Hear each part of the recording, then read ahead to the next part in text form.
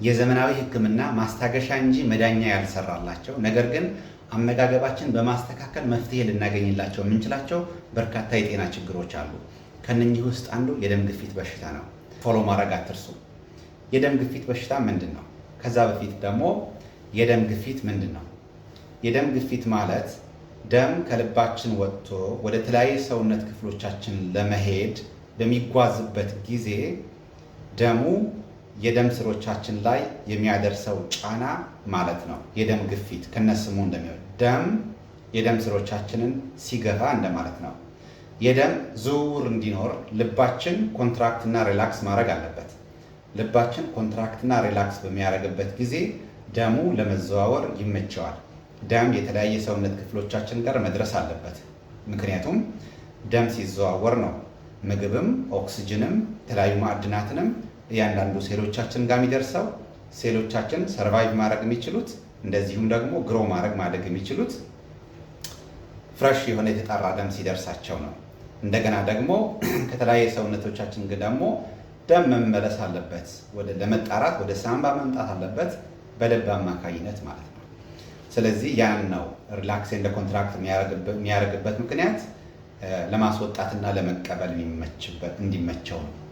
ወደ ደም ግፊት ጋር ስንመለስ ያ ልብ ኮንትራክት እና ሪላክስ በሚያደርግበት ጊዜ ደሙ የደም ስሮቻችን በተለይም ደግሞ አርተሪ የሚባሉት የደም ስሮቻችን ላይ ግድግዳቸው ላይ የሚያደርሰው የጫና ልክ ቁጥር እንደማለት ነው። ስለዚህ በሁለት መልኩ ነው የሚለካው። ሲስቶሊክ እና ዳያስቶሊክ ይባላል።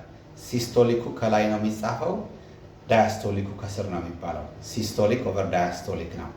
ሲስቶሊኩ ማለት ልባችን ኮንትራክት ሲያደርግ እየወጣ ያለው ደም የደም ስሮች ላይ አርተሪዎች ላይ የሚያደርሰው የጫና መጠን ማለት ነው። ዳያስቶሊኩ ደግሞ ልባችን ሪላክስ ሲያደርግ እየወጣ ያለው እየተጓዘ ያለው ደም አርተሪዎች ላይ እያደረሰ ያለው የጫና መጠን እንደማለት ነው።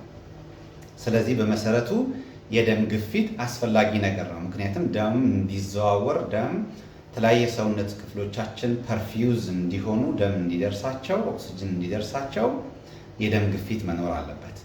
ነገር ግን የደም ግፊቱ በጣም ከፍተኛ ሲሆን ስጋት ነው። ወደፊት የሆነ የሚያስፈራ ነገር እየመጣ ለመሆኑ ማሳያ ነው። ስትሮክ ሊሆን ይችላል። ደም አእምሮ ጋር መድረስ ሳይችል ሲቀር፣ አንጎል ጋር መድረስ ሳይችል ሲቀር ሄርት አታክ ሊሆን ይችላል። ልባችን ጋር ችግር ሲፈጠር እንደማለት ነው እና የሆነ ዴንጀረስ የሆነ ነገር እየመጣ መሆኑ ሊጠቁም ይችላል። የደም ግፊት መጠኑ በጣም ከፍ ሲል ማለት ነው። ስለዚህ ያ ቁጥር ከፍተኛ የሚባለው የደም ግፊት በሽታ የሚሆነው ደም ግፊት ወደ በሽታነት የሚቀየረው ቁጥሩ ከሚፈለገው ቁጥር ከፍ ካለ ነው። ሃይ ብለድ ፕሬሸር ነው እንደማለት ከነስሙ ማለት ነው። ከፍተኛ የደም ግፊት ሲሆን እንደማለት ነው። እሱ ሌላ ትረብል የሚያመጣ ነገር ነው።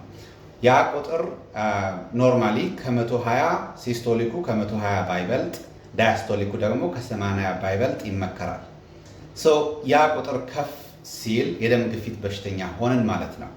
ኩላሊቶቻችን ለጨው ሞር ሴንሲቲቭ፣ በዘመናት ሂደት የሰዎች ኩላሊት ለጨው ሞር ሴንሲቲቭ የሆኑ የመጡበት ምክንያት ፕሮሰስድ የሆኑ ምግቦች ስለበዙ፣ ፕሮሰስድ የሆኑ ምግቦች ማለት ደግሞ ጨው የበዙባቸው ስኳር የበዙባቸው ምግቦች ስለበዙ፣ እነኚህ ፕሮሰስድ የሆኑ ከፍተኛ የሆነ ስኳር ያለባቸው ምግቦች ደግሞ ለኢንሱሊን ሬዚስታንስ መንስኤ ስለሆኑ፣ ኢንሱሊን ሬዚስታንስ በህዝቡ ላይ ስለበዛ፣ ኢንሱሊን ሬዚስታንስ ደግሞ ኩላሊቶቻችንን አፌክት ስለሚያደርግ ኩላሊቶቻችን በቀላሉ ለጨው ሴንሲቲቭ ይሆናሉ።